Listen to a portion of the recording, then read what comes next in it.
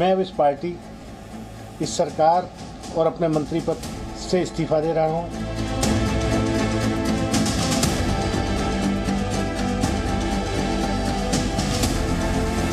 सारे लोग कह रहे थे कि ये भ्रष्ट है, तो माला पहनाते हुए शामिल करते हैं कि नहीं, ये पूरी दुनिया देख लेगी। पहले दबाव, डराना धमकाना, फिर इस्तीफा, फिर चुपके से जो है भारतीय जनता पार्टी की ज्वाइनिंग।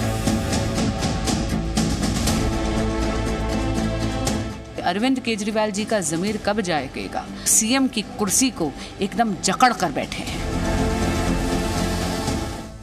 क्या शराब घोटाले की फांस ने आम आदमी पार्टी को मुश्किल में डाल दिया है? क्या दिल्ली की जनता को जेल से भरोसा देने वाले मुख्यमंत्री केजरीवाल पर अब उनके मंत्रियों को भरोसा नहीं रहा? क्या ईडी की जांच से आपकी दीवारें दरकने लगी हैं? और क्या आम आदमी पार्टी में दलितों को वो सम्मान नहीं मिल पा रहा है जिनके नाम पर वो अब तक अपनी राजनीति चमकाते आए हैं? ये वो सवाल हैं जिनके जवाब शराब घोटाले के फेर में फंसी आम आदमी पार्टी को देने हैं, क्योंकि पार्टी को इस बार कटघरे में खड़े करने वाला विपक्ष नहीं बल्कि उनके अपने हैं। वो अपने जो भ्रष्टाचार के खिलाफ लड़ाई में पार्टी से जुड़े थे और अब आप पर ही भ्रष्टाचार के आरोप लगाते हुए किनारा कर रहे हैं। इस लिस्ट में नया नाम जुड़ा है राजकुमार आनंद का। ये वो शख्स हैं जो केजरीवाल सरकार में समाज कल्याण मंत्री थे। सरकार में 7 पोर्टफोलियो इनके पास थे, लेकिन अब केजरीवाल सरकार से इनका भरोसा उठ गया है। राजकुमार आनंद ने ये कहते हुए मंत्री पद और पार्टी से इस्तीफा दे दिया कि जो पार्टी भ्रष्टाचार को मिटाने आई थी वही अब भ्रष्टाचार के दलदल में फंस गई है। मैं राजकुमार आनंद, मैं दिल्ली सरकार में मंत्री हूं। मेरे पास 7 पोर्टफोलियो है। जब आया था, जब अरविंद केजरीवाल जी ने कहा था कि राजनीति बदलेगी तो देश बदलेगा, लेकिन आज बड़े अफसोस के साथ कहना पड़ रहा है कि राजनीति तो नहीं बदली, लेकिन राजनेता बदल गए। आम आदमी पार्टी का जन्म ही भ्रष्टाचार के खिलाफ आंदोलन से हुआ था, लेकिन आज ये पार्टी खुद भ्रष्टाचार के दलदल में फंस चुकी है। मेरे लिए मंत्री पद पर रहकर इस सरकार में काम करना असहज हो गया है। मैं अब इस पार्टी, इस सरकार और अपने मंत्री पद से इस्तीफा दे रहा हूं, क्योंकि मैं इन भ्रष्ट आचरणों में अपना नाम नहीं जुड़वाना चाहता। राजकुमार आनंद ने आप छोड़ने की जो दूसरी बड़ी वजह बताई वो है पार्टी में दलितों की अनदेखी। उन्होंने आरोप लगाया कि आम आदमी पार्टी सिर्फ दलितों की बात करती है, लेकिन असलियत ये है कि पार्टी में दलितों का कोई सम्मान नहीं है, न उनके बारे में कुछ सोचा जाता है, जिससे दलित ठगा हुआ महसूस कर रहे हैं। हमारे यहाँ 13 राज्यसभा सांसद हैं आम आदमी पार्टी के, उनमें से एक भी दलित या पिछड़ा या महिला कोई भी नहीं है। तो ये जब रिप्रेजेंटेशन की बात आती है तो ये पार्टी अपना पीछे हो जाती है।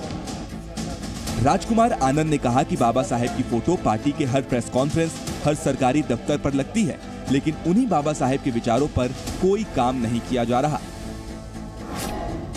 आम आदमी पार्टी के राज्यसभा सांसद हैं, उनमें से एक भी दलित या पिछड़ी जाति से नहीं है। जब रिजर्वेशन की बात आती है तो ये पार्टी चुप्पी साध लेती है। उन्होंने आरोप लगाते हुए कहा कि पार्टी में दलित विधायक, पार्षद और मंत्री का कोई सम्मान नहीं किया जा रहा है। संगठन में कोई भी दलित नेता नहीं है, किसी राज्य का प्रभारी भी दलित नहीं बनाया गया है। ऐसे हालात में दलित वर्ग ठगा हुआ महसूस कर रहा है। पिछले दिनों विधानसभा में बहुत सारे लोगों की भर्ती की गई, लेकिन उसमें भी दलितों को कोई जगह नहीं दी गई। आम आदमी पार्टी पर आरोपों की बरसात करने वाले राजकुमार आनंद का पार्टी में कद क्या था, इसे समझना भी जरूरी है। राजकुमार आनंद केजरीवाल सरकार में समाज कल्याण मंत्री थे। सरकार में कुल 7 पोर्टफोलियो उनके पास थे। दिल्ली के पटेल नगर से वो विधायक हैं। उन्होंने 61% वोटों के साथ चुनाव जीता था। राजकुमार आनंद जाटव समुदाय से आते हैं। उनकी पत्नी वीणा आनंद भी विधायक रही हैं। राजकुमार आनंद के आरोपों के बाद अब आम आदमी पार्टी डैमेज कंट्रोल में जुट गई है। पार्टी के सांसद संजय सिंह ने राजकुमार की पार्टी छोड़ने की वजह ईडी का डर बताया। यही है राजकुमार आनंद, जिनके 23 घंटे तक ईडी का छापा पड़ा था। वो व्यक्ति जिसके लिए खुद भाजपाई नड्डा से लेके अमित शाह से लेके मोदी तक सारे लोग कह रहे थे कि ये भ्रष्ट है, कल उसको माला पहनाते हुए शामिल करते हैं कि नहीं, ये पूरी दुनिया देख लेगी। वहीं दिल्ली के मंत्री सौरभ भारद्वाज ने कहा कि राजकुमार आनंद के इस्तीफे से साफ है कि चुने हुए जनप्रतिनिधियों को किस कदर डराया जा रहा है, लेकिन वो डरने वाले नहीं हैं। जब से इन बेचारों के यहाँ छापा पड़ा नवंबर में, तब से काफ़ी परेशान थे। इनके यहाँ 23 घंटे ईडी ने छापा मारा, इनसे पूछताछ की, कई बार इनको ईडी ने पूछताछ के लिए बुलाया, तो उसकी वजह से परेशान तो थे।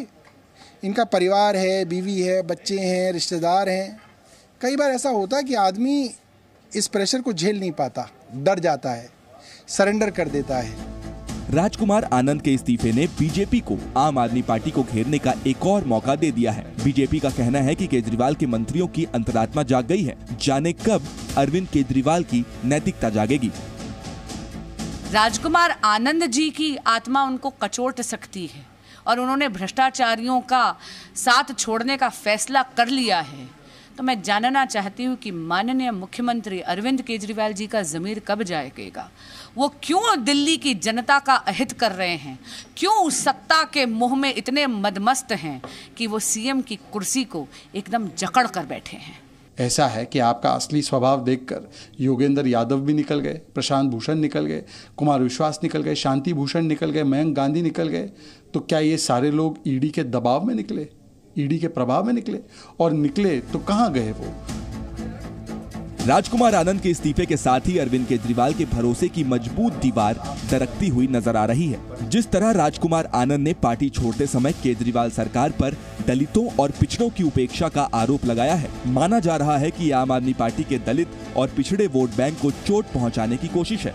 इस समय न सिर्फ अरविंद केजरीवाल को जेल से सरकार चलाने के अग्निपथ पर चलना है, साथ ही उनके आगे पार्टी को भी बचाने की चुनौती है। ब्यूरो रिपोर्ट, जी मीडिया।